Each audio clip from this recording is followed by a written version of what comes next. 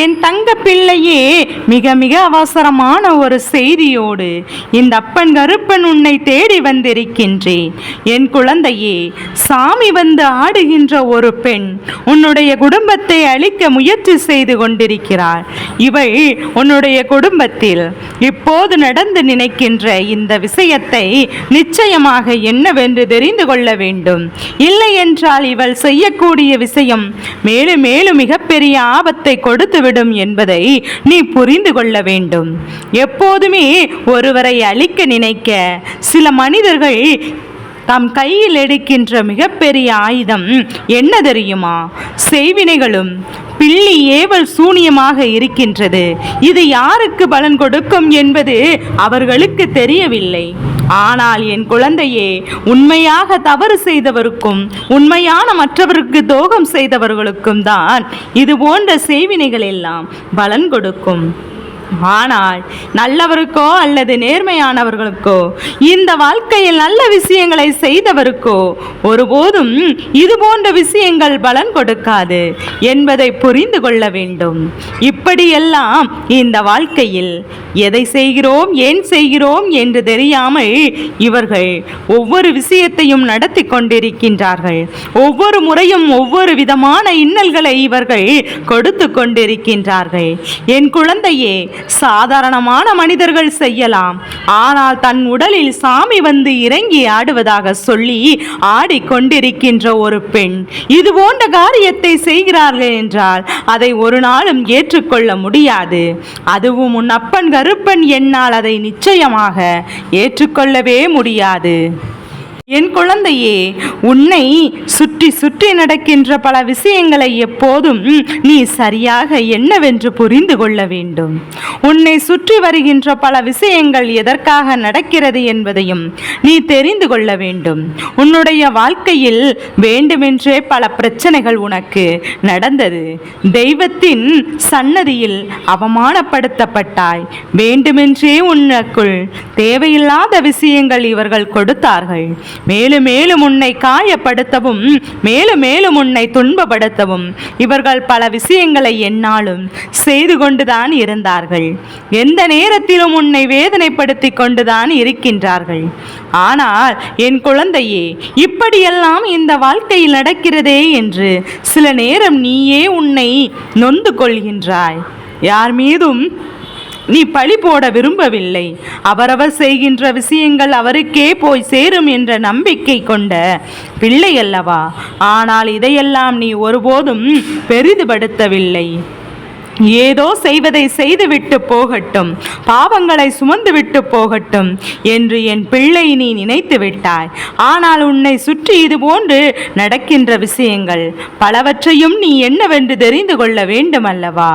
உன்னை சுற்றி நடக்கின்ற பல உண்மைகளை நிச்சயமாக நீ என்னவென்று புரிந்து கொள்ள வேண்டும்.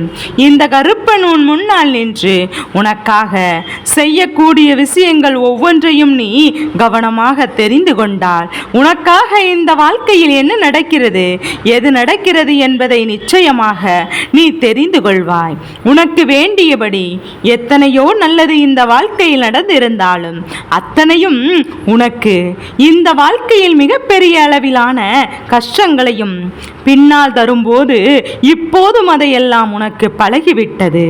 எதுவென்றாலும் நமக்கு மட்டும் நல்லது நடக்கப் போவதில்லை என்கின்ற ஒரு புரிதலுக்கு என் பிள்ளை நீ வந்துவிட்டாய். அப்படி இருக்கும்போது இந்த சூழ்நிலைகளை எல்லாம் என் குழந்தை நீ கடந்து, உன்னுடைய இந்த தேவையற்ற எண்ணங்களை எல்லாம் கடந்து நீ நல்லபடியான ஒரு மாற்றத்திற்கு உன்னை தயார்படுத்தி விட்டாய். நல்லபடியான ஒரு விஷயத்திற்கு உன்னை தயார்படுத்தி விட்டாய். தெய்வத்தின் சன்னதியில் நமக்கு நடந்த அவமானத்திற்கு தெய்வம்தான் பதில் கொடுக்கும் என்று நீ நம்புகின்றாய் அல்லவா? தெய்வத்தின் சன்னதியில் நம்மை காயப்படுத்தியவர்களுக்கு தெய்வம் பதில் சொல்லும் என்பதை நீ நம்புகிறாய் அல்லவா? அப்படி இருக்கும்போது அவர்கள் செய்கின்ற ஒவ்வொரு விஷயங்களும் அவர்களுக்கான பலன் கிடைக்கும் என்பதுதான் உண்மை. இந்த நேரம் தெய்வத்தை நாம் உடலில் சுமந்து நிற்கின்ற ஒரு பெண் உன் வீட்டிற்கு வருகிறாள். அதுவும் அடிக்கடி வருகிறாள். தேனோ தேன் போல் பேசுகிறாள். அவள் பேசுகின்ற வார்த்தைகளை கேட்கும் போது தெய்வத்தை உடலில் தங்குகின்றவள் அல்லவா, அதனால்தான் இவள் இவ்வளவு இனிமையாக பேசிக்கொள்கிறாள் என்று எல்லோரும் நினைக்கின்றார்கள். ஆனால் உண்மையான இவளின் முகம் வெளிச்சத்திற்கு வந்த ஒரு நேரம், அதுவும் என்ன தெரியுமா? எப்போதும் உன் தெய்வத்தின் சன்னதியில் நின்று ஒருவரை அவமானப்படுத்த நிகழ்த்துகின்றாயோ, அப்போதே தெய்வத்தின் தான் உடலில் தாங்குகின்ற இந்த பெண் வேடிக்கை பார்த்து கொண்டிருந்தாள். அவருக்கு நடக்கின்ற அவமானம் தனக்கு சம்பந்தம் போல அதற்கு இவள் தலையாட்டி கொண்டிருந்தாள். எந்த நேரம் எந்த ஒரு விஷயத்தையும் நினைத்து எப்போதும் மனது கலங்காமல் நினைத்து நிற்காமல் தன்னை பற்றி வரக்கூடிய இந்த விஷயங்களை எல்லாம் புரிந்து கொள்ளும் போது உன் அப்பன் கருப்பண்ணான் சொல்வது போல எல்லாமே இந்த வாழ்க்கையில் உனக்கு மிகப்பெரிய மாற்றத்தை கொடுக்கும் என்பதை நீ புரிந்து கொண்டாலே போதும். கருப்பன் முன் நின்று உனக்கு செய்யக்கூடிய விஷயங்கள் ஒவ்வொன்றையும் என் பிள்ளை நீ சரியாக தெரிந்து கொள்ள வேண்டும் என்பதை மறந்து விடாதே. என் தங்க பிள்ளையே, உன்னுடைய இந்த சூழ்நிலைகளை எல்லாம் கண்டு வேடிக்கை பார்த்தவர்களும் இந்த சூழ்நிலைகளை நீ படுகின்ற உன்னுடைய கஷ்டங்களை எல்லாம் கண்டு கைகொட்டி நின்றவர்களும் இன்னும் அதையே தான் செய்கிறார்கள். வாழ்க்கை முழுவதுமே முதுகெலும்பு இல்லாத மனிதராகத்தான் இவர்கள் இருப்பார்கள். எப்போது மற்றவரின் பேச்சுக்கு அடிபணிவதும், மற்றவர் சொல்கின்ற விஷயங்களை கேட்பதும், மற்றவர்கள் என்ன சொன்னாலும் அதற்கு தலையாட்டி கொண்டிருப்பதுமாக இவர்கள் இருந்து கொண்டிருக்கிறார்கள். ஆனால் காலம் முழுவதும் இவர்கள் இதைதானே செய்து கொண்டிருக்க வேண்டும். காலம் முழுவதும் இவர்கள் இந்த விஷயத்தை தானே தொடர்ந்து கொண்டிருக்க வேண்டும். எப்போதும் யாருக்கு இவர்களுக்கு எந்த ஒரு உதவிகளையும் செய்ய முன் வந்து விட மாட்டார்கள் என்பதுதான் உண்மையாக மாறும். இந்த நேரம் இந்த சூழ்நிலையை தாண்டி உனக்கு கிடைக்கக்கூடிய இந்த வெற்றியை நீ உணர வேண்டிய காலகட்டம். உன்னோடு உன் அப்பன் கருப்பன் நான் இருக்கும் போது இதையெல்லாம் நீ புரிந்து கொள்ள வேண்டிய காலகட்டம். நடந்து முடிந்ததையெல்லாம் ஒருபுறம் இருந்தாலும் கருப்பன் சொல்வது போல இந்த பெண்ணினுடைய சிந்தனைகள் துளியளவு கூட உண்மையானதாக இல்லை. அப்படி இருக்கும் பட்சத்தில் இவள் எப்படி தெய்வத்தை தாங்கி நிற்கிறாள் தெரியுமா? என் குழந்தையே, அத்தனையும் இவளுக்குள் இருக்கின்ற நடிப்பு தானே தவிர ஒருபோதும் இவளை தெய்வம் தாங்கவில்லை என்பதுதான் உண்மை. என் பிள்ளையே, என்ன நடந்தது, எது நடந்தது என்று நினைத்து கலங்காதே. உன்னை சூழ்ந்து வருகின்ற இந்த சூழ்நிலைகள் ஒவ்வொன்றும் இதனால் வரையிலும் உனக்கு கொடுத்தது எல்லாம் என்னவென்று நீ தெரிந்து கொண்டாய் அல்லவா? ஏனென்றால் என் பிள்ளையே, உனக்காக இந்த வாழ்க்கை என்ன கொடுத்திட்டாலும், உனக்காக இந்த சூழ்நிலைகள் எந்த விஷயத்தை நடத்திட்டாலும் அதையெல்லாம் நாம் கவனமாக தெரிந்து கொள்ள வேண்டும். அதையெல்லாம் நாம் சரியாக புரிந்து கொள்ள வேண்டும். இந்த நேரம் இந்த மாற்றம் தனக்குள் நின்று நம்மை நெறிப்படுத்த வேண்டும். என் தங்க பிள்ளையே, கருப்பன் சொல்வது புரிகிறதா? அல்ல, இவள் தன்னை மற்றவர் மத்தியில் மதிப்பாக காட்ட வேண்டும் என்பதற்காக எல்லோரும் தன் காலில் விழ வேண்டும் என்பதற்காக, பெரியவரெல்லாம் தன்னை வணங்கிவிட வேண்டும் என்பதற்காக இது போன்ற காரியத்தை செய்து கொண்டிருக்கின்றார். என் பிள்ளையே, குறிப்பாக இந்த பெண் தன் கணவனை இழந்தவள் என்பது இதில் ஒரு கவனிக்க வேண்டிய விஷயம். கணவனை இழந்த ஒரு பெண் தெய்வத்தை தன் உடலில் வாங்குவதாக சொல்லி அங்கே ஆடிக்கொண்டிருக்கின்றார். ஆனால் அவளுக்கு மனதில் ஒரு துளி அளவு நல்ல எண்ணங்கள் என்பது இல்லை. நல்ல எண்ணங்கள் என்ற ஒன்று ஒருவருக்குள் இருக்கும் பட்சத்தில் அவர் ஒருபோதும் இந்த வாழ்க்கையில் எந்த ஒரு கஷ்டங்களையும் யாருக்கும் கொடுத்திட்ட மாட்டார்கள் அல்லவா? நல்ல சிந்தனைகள் உள்ள மனிதர்கள் ஒருபோதும் யாருக்கும் எந்த ஒரு நிலையிலும் உடன் இருக்க மாட்டார்கள் என்பதை மறந்து விடாதே. அவர்களுக்கு வருகின்ற பிரச்சனைகளை நிச்சயமாக உடனிருந்து அவர்களுக்கு தீர்த்து கொடுப்பார்கள். ஆனால் இவர்களோ செய்கின்ற விஷயம் எல்லாவற்றையும் தாண்டி இவர்களுக்கு ஒவ்வொரு நிலையிலும் மிகப்பெரிய அளவில் வேதனைகளை கொடுப்பதையும் மற்றவர்கள் படுகின்ற கஷ்டத்தை பார்த்து ரசிப்பதும் தான் இவர்களின் முக்கியமான வேலையாக இருந்து கொண்டிருக்கின்றது. இப்படி ஒவ்வொரு விஷயத்தையும் இவள் சரியாக எதிர்கொள்ளும் போது, என் குழந்தை, நீ இதையெல்லாம் கவனமாக தெரிந்திட வேண்டும் அல்லவா? இதையெல்லாம் நீ கவனமாக என்னவென்று ஏற்றுக்கொள்ள வேண்டும். முன்னின்று உனக்கு இவையெல்லாம் என்ன கொடுக்கும் என்பதையும் நீ உணர வேண்டிய காலகட்டம். இந்த பெண் உன் வாழ்க்கையில் எந்த ஒரு விஷயத்தை எல்லாம் செய்தவள், எதையெல்லாம் உனக்கு நடத்தி கொடுப்பாள் என்பதை நீ தெரிய வேண்டும். அதற்கான காலகட்டம். இத்தனை நாளும் நீ பட்டதெல்லாம் போதும். தெய்வமே தனக்கு துணை நிற்பதாக எண்ணிக்கொண்டிருக்கிறாய். இந்த பெண் உன் இல்லம் தேடி வரும்போது, ஆனால் இப்போது என் பிள்ளைக்கு ஒரு விஷயம் புரிகிறதா? தெய்வத்தை தாங்கியதாக இவள் நாடகம்தான் ஆடிக்கொண்டிருந்தாள். ஒரு உண்மையான எண்ணம் கொண்டவளாக இருந்தாள். இவள் எந்த சூழ்நிலையிலும் உனக்கு இந்த வாழ்க்கையில் கெடுதல் நடக்க அனுமதிக்க மாட்டாள். எப்பேற்பட்ட சூழ்நிலையிலும் உடனிருந்து உனக்கு மிகப்பெரிய வெற்றியை கொடுக்க துணிந்திருக்க மாட்டாள். உனக்கு எப்பேற்பட்ட சூழ்நிலையிலும் யாரிடமிருந்து உதவி கிடைக்குமோ அவரிடமிருந்து உதவியை பெற்று கொடுப்பாள். ஆனால் இவள் செய்ய நினைக்கின்ற விஷயம் எதுவென்றும் என்னவென்றும் அவை ஒவ்வொன்றிலும் உன்னுடைய மகிழ்ச்சியை தடை செய்வதற்கான விஷயங்கள் நடக்கிறது என்பதையும் நீ புரிந்து கொண்டாலே போதும். என் குழந்தையே, நீயே உணரத் தொடங்கிவிட்டாய். இது இந்த இல்லத்தில் வந்து வெளியில் செல்லும் போது அங்கே ஏதோ ஒரு கலவரம் நடந்து கொண்டுதான் இருக்கின்றது. ஏதோ ஒரு பிரச்சனை அங்கு நடந்து கொண்டுதான் இருக்கிறது. இப்படி ஒவ்வொரு விஷயத்தையும் தாண்டி இந்த வாழ்க்கையில் நீ பெறுகின்ற ஒரு வெற்றி நிச்சயமாக இவளுடைய பொறாமை எண்ணங்களுக்குள் தான் இருக்கின்றது. இவள் உனக்கு எதுவும் கிடைக்கக்கூடாது என்று, எந்த சூழ்நிலையிலும் நடக்கக்கூடாது என்று நினைக்கின்றவள். இவள் எண்ணங்கள் எல்லாமே உன் வீட்டில் நடக்கின்ற விஷயங்களை தெரிந்து கொள்வது, இவளுக்கு அந்த விஷயத்தில் இருந்து மகிழ்ச்சி அடைவதுதான் இவளின் எண்ணமாக இருக்கின்றது. ஆனால் சில நாட்களாக இவள் செய்கின்ற சூழ்ச்சி உன்னை எங்கெல்லாம் அவமானப்படுத்த வாய்ப்புகள் கிடைக்கிறதோ அங்கெல்லாம் மற்றவர்கள் மூலமாக உனக்கு அவமானத்தை தேடி கொடுக்க இவள் நினைக்கின்றாள். உனக்கு அவமானத்தை பெற்றுக் கொடுக்க இவள் நினைக்கின்றாள். இப்படியாக ஒவ்வொரு விஷயங்களையும் இந்த வாழ்க்கையில் உனக்கு கொடுத்து உன்னை காயப்படுத்த இவள் எண்ணுகின்றாள். என்ன வேண்டும் என்றாலும் எது வேண்டும் என்றாலும் என் பிள்ளை எப்பேற்பட்ட சூழ்நிலையிலும் இவரிடத்தில் மட்டும் ஒருபோதும் நீ உதவிக்கு சென்று விடாதே. இவள் எந்த சூழ்நிலையிலும் உனக்கு நன்மைகளை செய்ய மாட்டாள் என்பதையும், நன்மைகளை செய்வது போல நடித்து உன்னை தீய வழியில் அழைத்து சென்று விடுவார்கள். உன்னை தேவையில்லாத விஷயக்குள் சிக்க வைத்து விடுவார்கள். தேவையில்லாத மனிதருக்குள் நிச்சயமாக உன்னை பின்னி பிணைந்து உனக்கு இந்த வாழ்க்கையில் மிகப்பெரிய கஷ்டங்களை கொடுத்து விடுவார்கள் என்பதை நீ புரிந்து கொள்ள வேண்டும்.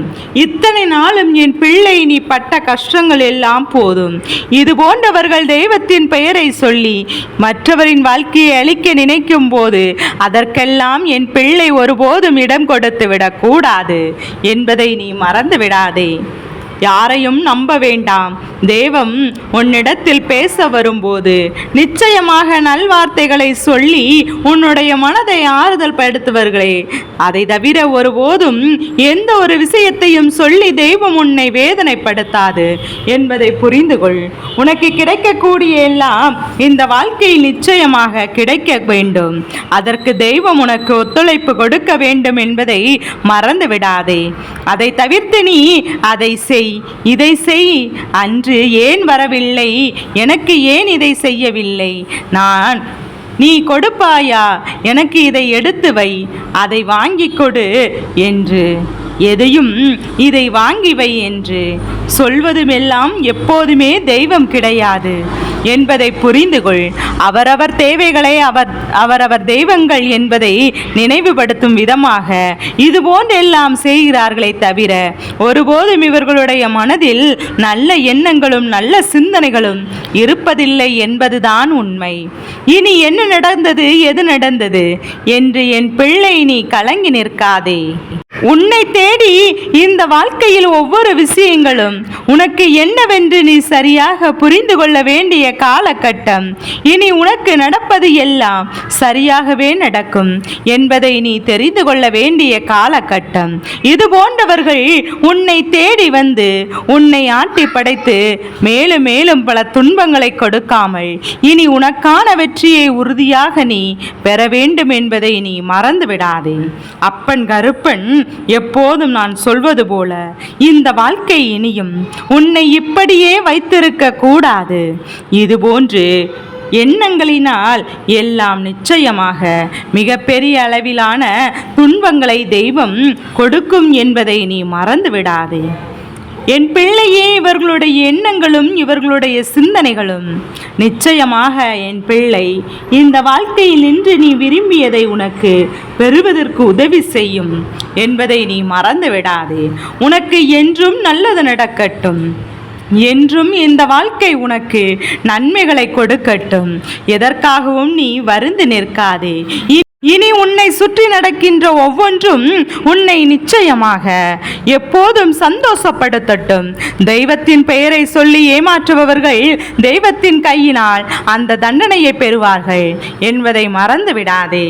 இப்போது உன் அப்பன் கருப்பன் உனக்கு துரோகங்களை செய்தவருக்கு தண்டனை கிடைத்து விட்டது என்ற சந்தோஷமான செய்தியையும் இத்தோடு சேர்த்து கொண்டு வந்து இன்று உன்னிடத்தில் நான் பேசிக் கொண்டிருக்கிறேன் என்றார்.